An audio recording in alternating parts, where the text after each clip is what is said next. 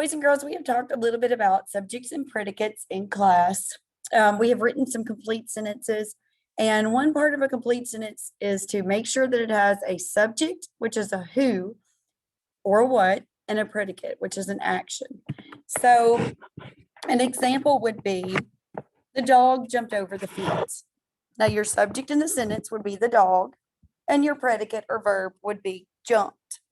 So your second part of your sentence, jumped over the fence, would be part of your predicate. So when you're looking at our skill for this week, subjects and predicates are important because a complete thought, we're looking at sentences as a whole and when they're considered a simple sentence and a compound sentence. The giraffe eats leaves. The subject here is the giraffe, and your predicate is eats leaves. We call this a simple sentence. So this is basically your simple version of a sentence. One subject, one predicate. Now, conjunctions are going to be discussed quite a bit this week. Conjunctions are used, and we use a conjunction and a comma to join two simple sentences. So when you're putting sentences together, that conjunction is that word in the middle that connects them, and there's a comma following your conjunction. For example, or excuse me, before your conjunction. It is cold, comma, and then your conjunction here, but it won't snow. So you have two sentences that you have joined together.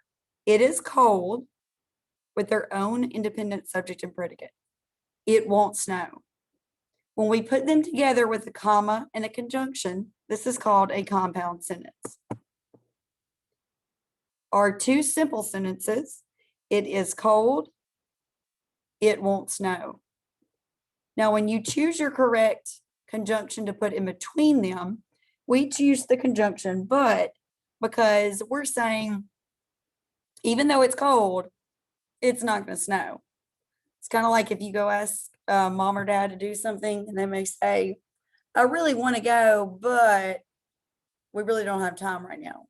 Or, but we really don't need to. So it's kind of like your alternative. You've got to pick your correct conjunction to go with your sentences. Now, compound sentences must have two simple sentences.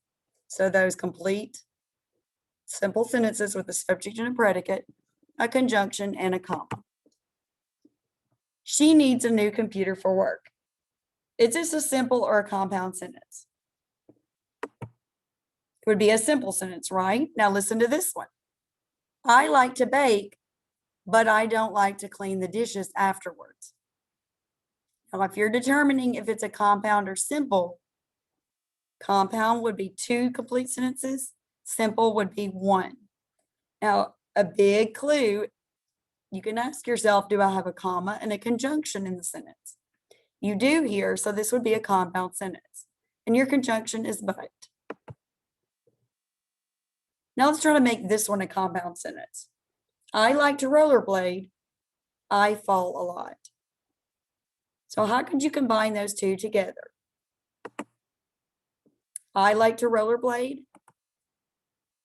comma, but I fall a lot.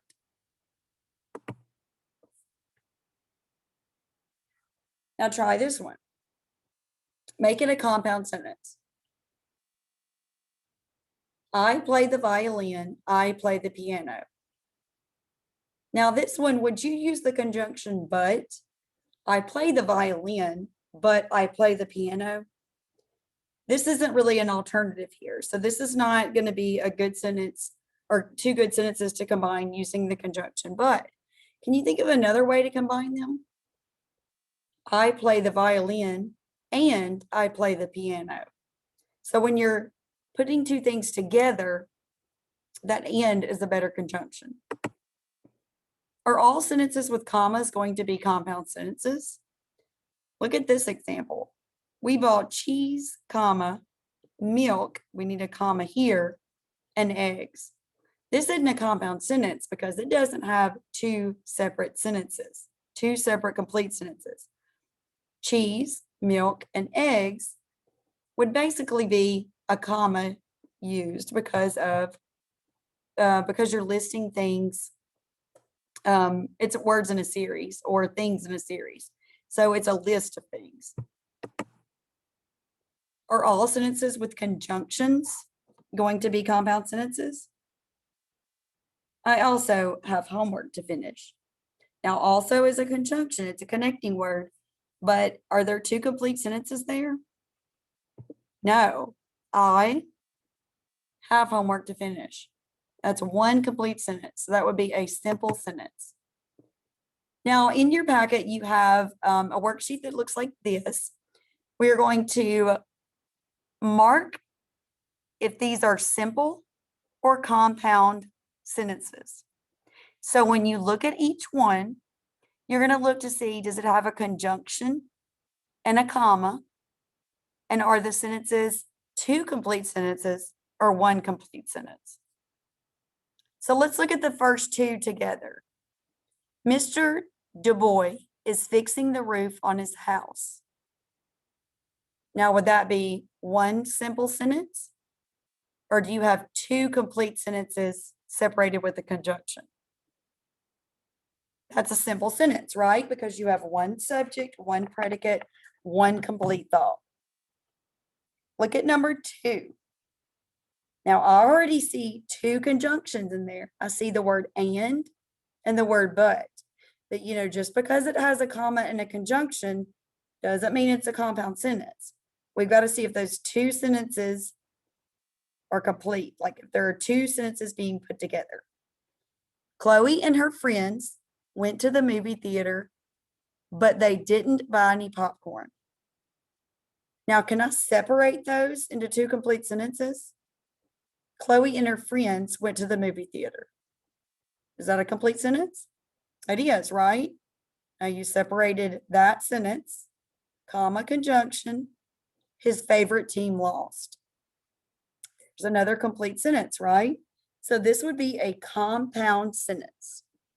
Now you're going to complete this page by writing simple for those simple sentences and compound for those compound sentences. So if you need to pause the video now, you can complete this page and then play the video when you're finished. Now, when you flip your paper over, or on the other side of your paper, you will see making compound sentences. So this is where you're going to combine the two with a comma and a conjunction to make one compound sentence. So let's look at number one. I wanted to go to the park. It was raining. Now we're going to combine the two sentences and we're going to use that conjunction that's in parentheses. The conjunction is but. So on number one, you would write, I wanted to go to the park, comma. So we're going to replace that period with a comma, but it was raining.